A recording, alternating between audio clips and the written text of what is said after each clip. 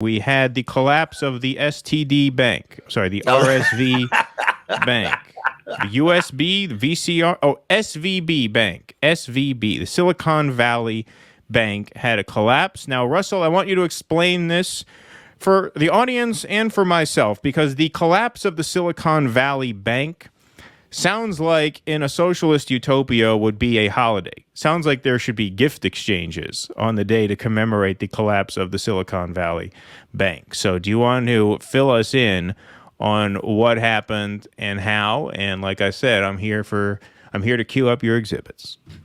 Okay, so I don't want to get too complicated here, but I did actually I have somebody who could get fired just for having breathed the same air I've breathed. So I'm not going to give any indication of where they work, but I have somebody with expertise that I talked to get ready for this segment because I didn't completely understand it myself.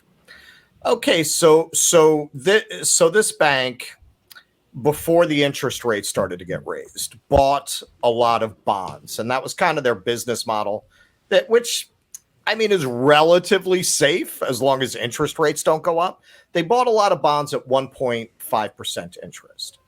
Thing is, once you start being able to get a CD, much less a bond, that'll pay over 4% interest, the value of those bonds collapses because there's no demand for them, because people can get better interest. So you can't sell those bonds anymore.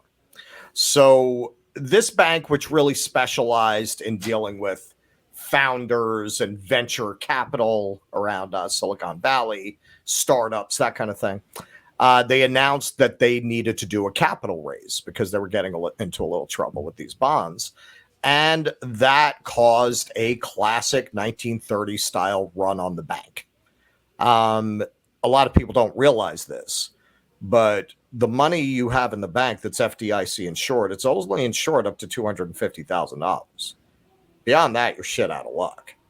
And apparently, because you're dealing with Silicon Valley and you're dealing with a lot of millionaires and billionaires, 90% of the money they had on deposit is not FDIC insured. So that could cause I don't like to be alarmist because there are constantly people screaming from the rooftops for clickbait.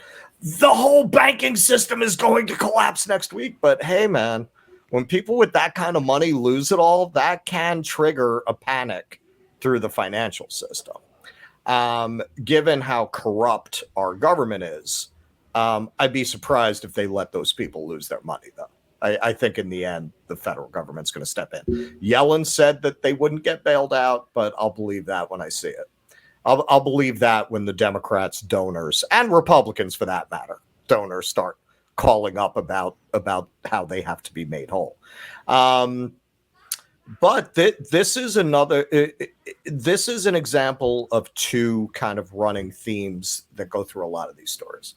For one, this bank was as good an example as you could find of woke capitalism, this vision of capitalism that really, we've been mentioning this quite a lot lately, that really comes out of the whole Davos mentality. It's really Davos that spread this idea of using the term systemic change to refer only to identity and to not refer at all to the actual mechanisms of capitalism and how it works, and to channel all efforts to improve society into capitalist-friendly projects like more women entrepreneurs, more people of color with their own businesses, right? They don't want you talking at all about the idea that the system itself might be deeply flawed.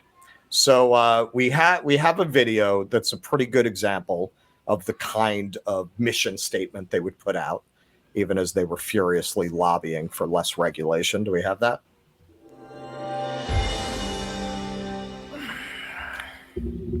I went through a few phases. I didn't go through the fireman. I feel like we don't even need to watch anymore. I think like that with the music, that just kind of really says it all. Let's just play this one more time and then we will let it go a little bit. But that says it all right there. Yeah. Women. I in went through a few technology. phases. Yeah. I didn't go through the fireman phase, but I got quite taken up with being a doctor. I actually just wanted to save the world. I moved to Africa. I did a lot of work in our inner cities, and I had the opportunity to work for a private equity fund operating out of Zimbabwe when I was Oh yeah, young. you did that to save the world. Sure. Sure. Yeah, They were yeah. positions of authority. That's why she was in Zimbabwe. They were Doing they venture were capital. People, Right. and frankly, That's exactly what they need in men of Zimbabwe. science. Venture I think I was capital. very ambitious when I was a Venture kid, so I capitalists didn't just there. want one future. I wanted many different futures. So I was, creative writer was one of them, concert pianist, synchronized See, swimming, we're which not was just a really boring big thing up in bankers. Canada. Right. We're As a child, dynamic, I thought I creative might be people. a famous stage actress. I was in every single play at school. I was And then my in dreams a were boys' school for my crushed sixth under form, the so I got boot lots of parts heel of because there were reality. no girls to play the parts. And then I got All right, very tired good. of having no money. We get the point. Right. Yeah, exactly. Exactly. I wanted to be an actress. Then I realized I can't get rich doing this. Right. Yeah, there's no money in that. Not everyone can be Kate Blanchett, Yeah. but everyone can exploit the poor for their own personal wealth. So that's very typical. I would very much recommend Anand Giridharadas' book, Winners Take All, that really explains the whole ethos that this reflects. Because listen to the things that they're saying. I was working in the inner city. I was trying to help people, right? There's this ethos with these people that they've really talked themselves into. They call it doing good by doing well. In other words, you get rich. It's a very Reagan-esque kind of a vision, right? It's trickle down. Once you have all this money, then you're going to take that money and put it back into society and starting programs for women and inner cities. And this is all rooted in actually Carnegie wrote a treatise basically laying out the philosophical underpinning of this theory of philanthropy. And Carnegie's vision was, yes, I had a right to break unions in my steel mills and have people die in my mines. And now it is my responsibility to give back. But it is society's responsibility to let me make that money so that I can then better society. And of course, what's lost in that vision is democracy. What's lost in that vision is people choosing how they're going to allocate resources for the betterment of their society. It's this very aristocratic vision, Right. combined with this very Ayn Rand kind of notion, this American notion of the self-made man and survival of the fittest. And if you've gotten to the top of the heap like that, well, you should determine how people's problems are solved, right? Because who better than the brilliant capitalist entrepreneur, right?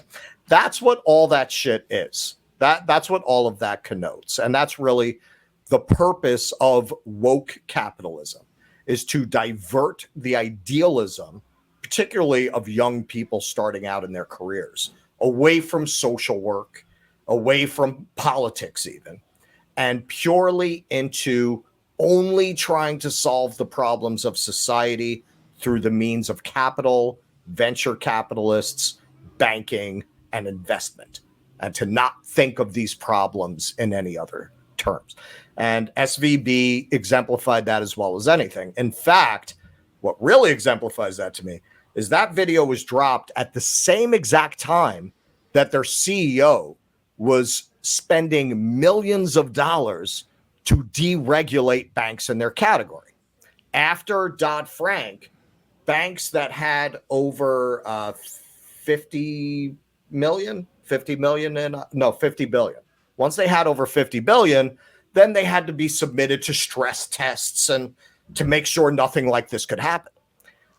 The bank spent hundreds of millions of dollars lobbying, I think $500 million on lobbying. And they succeeded.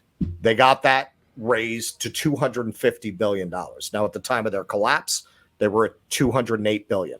So they never had to be submitted to these stress tests. So at the same exact time that they put out that video diverting you to, oh, look what we're doing for women, lean in, right? Oh, yeah, we're going to make a bunch of Sheryl Sandbergs.